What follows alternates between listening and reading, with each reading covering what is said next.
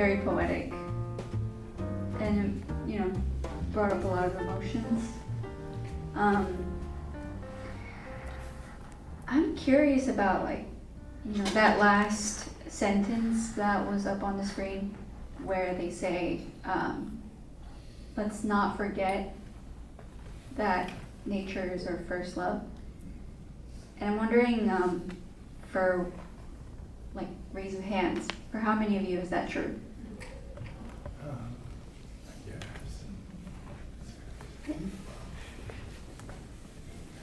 I'm also curious to learn how many of you are from Charlotte.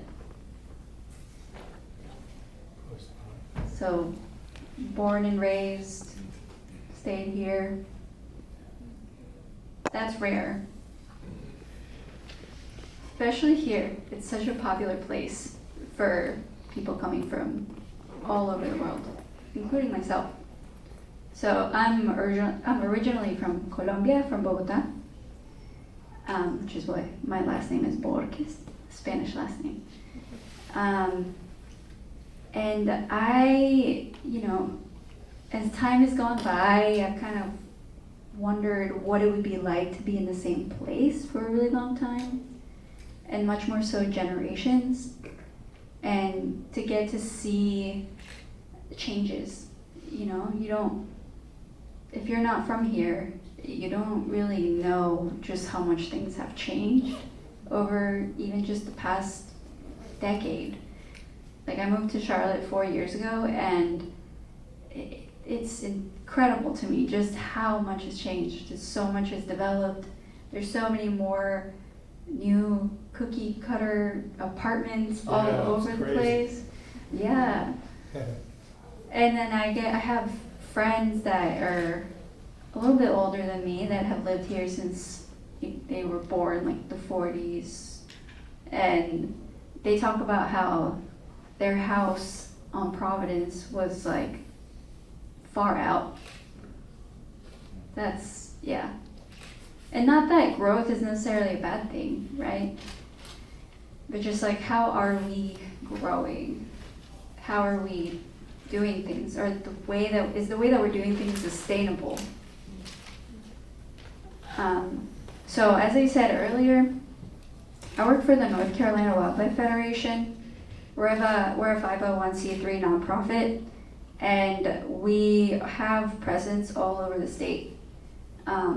Despite it only being 20 of us on staff, there are thousands of people that engage with us through, being members or volunteers. Have you guys ever heard about the North Carolina Wildlife Federation before? Yeah. Is your North Carolina chapter of the National Wildlife Federation? No, it's not. Oh, we are an affiliate. Affiliate? Yeah. Mm-hmm. We're an affiliate of the National Wildlife Federation, and we have 17 chapters throughout the state. So we have quite a bit of reach, and we work in everything from lobbying for nonpartisan policy, which affects our wildlife and habitat here in North Carolina, and also generally on a federal level as well.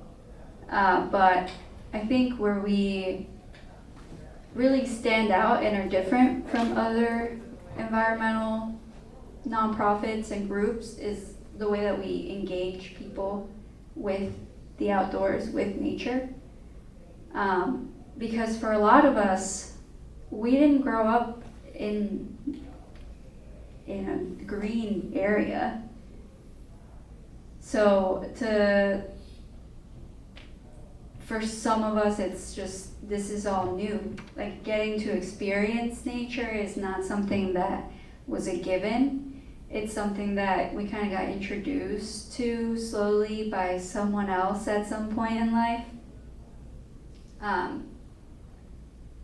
So I think it's really easy to not realize how what we're doing is impacting our environment when, one, we are not there long enough to see the changes, And two, we don't know what we don't know, right?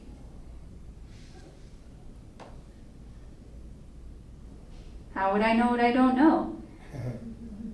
There's so many people that because of socioeconomic reasons, they can't get out to nature because nature is just too far away. It's not right outside our doorstep, right? Like we live in an area that's all concrete, there's no trees, there's not even grass sometimes.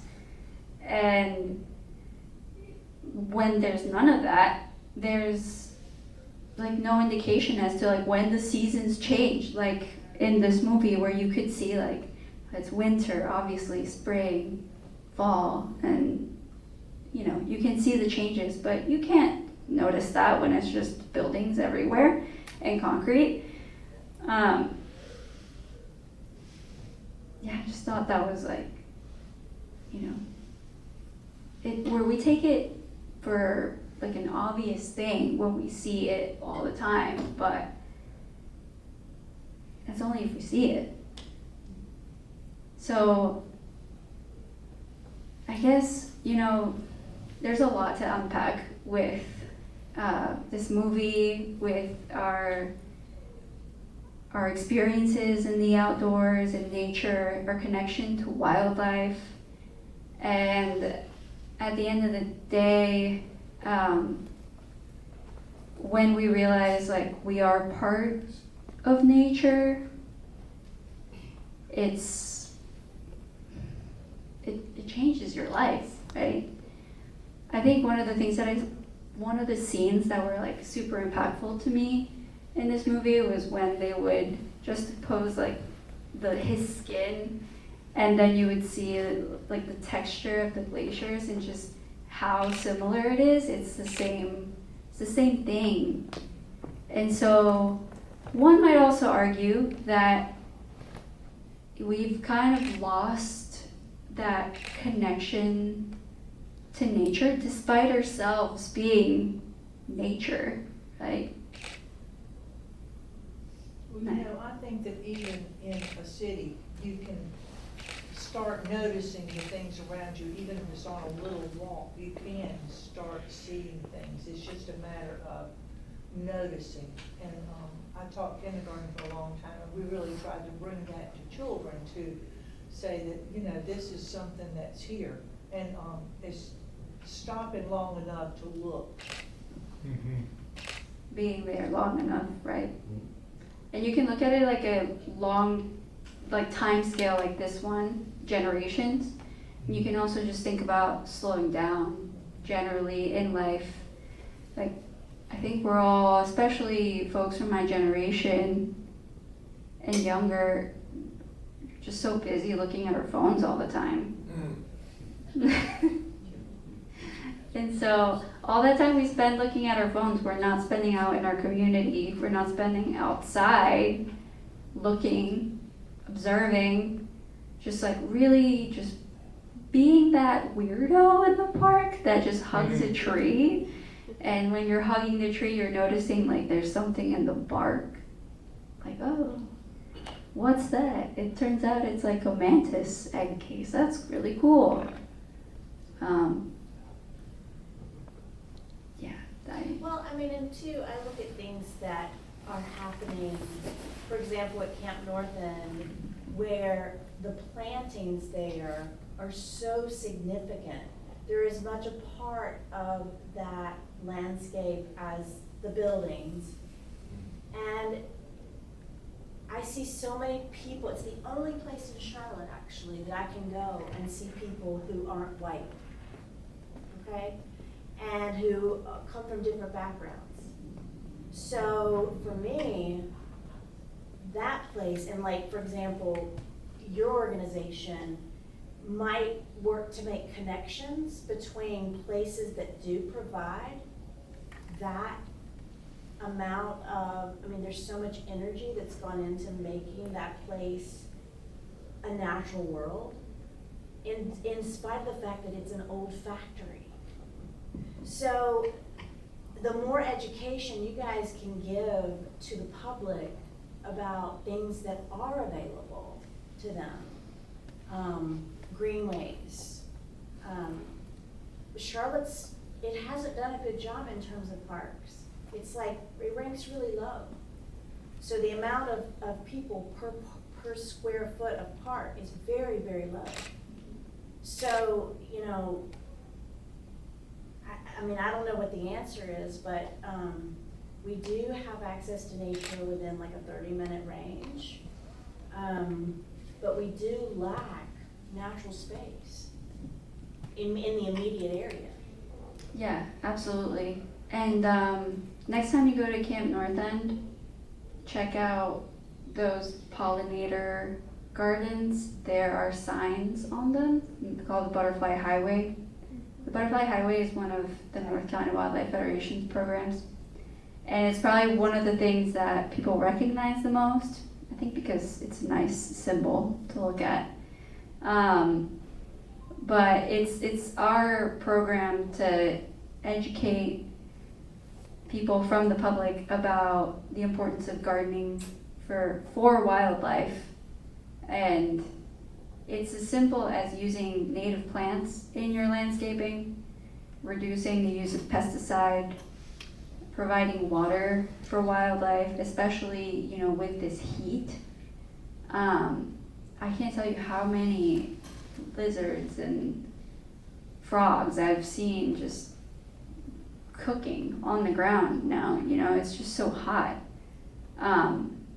So one of the things that we like to talk about is how 82% of North Carolina is privately owned. So, you know, and that includes, of course, like large tracts of land in eastern North Carolina, central, the mountains. But it's also the land that you all own, which might be a quarter acre, an acre, maybe two. I don't know, we're in Charlotte, so I don't want to get too big. But all of that area that is privately owned, that is backyards in the United States, is area that perhaps used to be, you know, a prairie land or a forest or a wetland, some kind of ecosystem that is now just turf. And that turf does not provide any benefits for wildlife or people, honestly. You have to go out and cut it, like, especially in the summer, once a week. That's a lot of work. That's a lot of gas if you don't have an electric mower. And so, you know, we encourage folks to really educate themselves as to what kind of native plants there are out there. And we have resources on our webpage too on, you know, what grows here in the Southeast, and keeping in mind that the planting zones recently changed. They moved up because of climate change. You know, that's also something that we need to think about when we're planting in our yards, when we're reducing the use of pesticides and putting out water sources, maybe even doing some rainwater harvesting in your own home. So all of that, you know, all those spaces that we own that are yards, if we were all in the United States to turn that into native landscaping, that's more than the national parks combined. Like, there is a book by Doug Tallamy that we like to, you know, promote a lot, because he talks about going into depth about the benefits of gardening for wildlife and bringing nature to our own homes. And, you know, what I gave you is a quick preface of what he talks about. But there's so much out there. There's so much wildlife that we don't even notice because we're not slowing down to look for them, right? Like when I started working for the Wildlife Federation, I started noticing like so many things. Started hearing the coyotes, seeing barred owls, places that are really close to Uptown. And you know, we're all interlinked in this big chain, and we all depend on each other in some sort of way. and what can we do for them, right? You know the app called Seek by iNaturalist? Okay, that's one of the apps I use that's helped me like slow down on even the greenways, watching the butterfly highways and stuff. Being able to learn about native invasive species and plants and fungi and everything. So that's also a really cool thing you could use. It also leads to science, which is cool research. So it's called Seek. On your Apple Store. Seek, iNaturalist, eBird. There are a lot of ways to get involved with community science as well. So I guess I can give you guys a little bit of more information on other opportunities that there are to get involved with North Carolina Wildlife Federation and her chapters. In the Charlotte area, we have 7 chapters. One of them is the Charlotte Wildlife Stewards, that is Charlotte proper.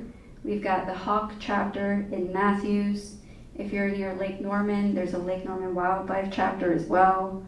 Gaston County has the Paws chapter that does a lot of work on wood duck farm, and they educate people on, proper practices for hunting and that kind of opportunity to get involved in that side of conservation and the outdoors. We also have the Marvin area chapter, and all of these chapters do programs everywhere in this area that involve planting trees, picking up trash, planting pollinator habitat, engaging people in community science opportunities like the one that you mentioned. And then furthermore, with the North Carolina Wildlife Federation, we also have ties to different partners. So partners such as the North Carolina Wildlife Resources Commission, that is a state entity, who we would partner with to add more information using eBird to the Bird Atlas, which is helping document all the birds that are all over our state. We also work with U.S. Fish and Wildlife over in northeastern North Carolina.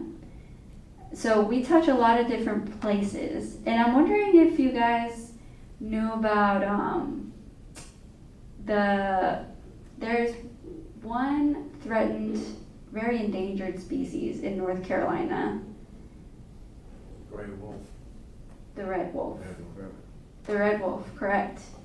So North Carolina is the only home to wild red wolves in the world. And there's only 17 confirmed. So, yeah. 17 confirmed. There are some in captivity in different zoos. There's one, I believe, in the Durham Science Center. But we work with U.S. Fish and Wildlife in the reintroduction program as well. So if you're ever in Colombia, North Carolina, on your way to the Outer Banks or something, stop by. There's someone on my team that works there, gives really good programs. There's just so much I could talk to you about, but this is my first time doing a talkback, so please, engage. Yeah. Hey Natalie, my name is Hardin Miner. I was founder of Charlotte Earth Day, and you guys have been one of our exhibitors and done great stuff as part of the Earth Passport that we gave to the kids to engage. 2 apps that my wife Linda has made use of using the phone. One's the Cornell Ornithology Lab, and you can turn it on, and whatever birds are singing, it'll tell you what birds they are. Merlin, that's it, thank you. It also goes to science, sorry. What? I was just saying it goes to research, which is really cool. Yeah, it's great. And then, and that helps you notice nature more deeply, these apps, that's why I brought it up. And then the other app is the plant app. There's a plant. Where you can take a picture of the plant, and then it'll tell you what plant it is, if it's an invasive species. It's called Picture This. Picture this. Picture this. Okay. That's pretty cool. Yeah. Picture this out. Yeah. In addition to the butterfly highway that you mentioned earlier, what other programs are there that you all lead around the Charlotte urban area? Well, the Butterfly Highway program is a statewide program. Like I was saying, all our different chapters are constantly holding events. So tomorrow there's actually a fundraiser for the Charlotte Wildlife Stewards in Mountain Island Lake. It's called Wild on the Water. And if you have your own boat and want to come out, because I think we've run out of boats at this point, please do so. It's a lot of fun.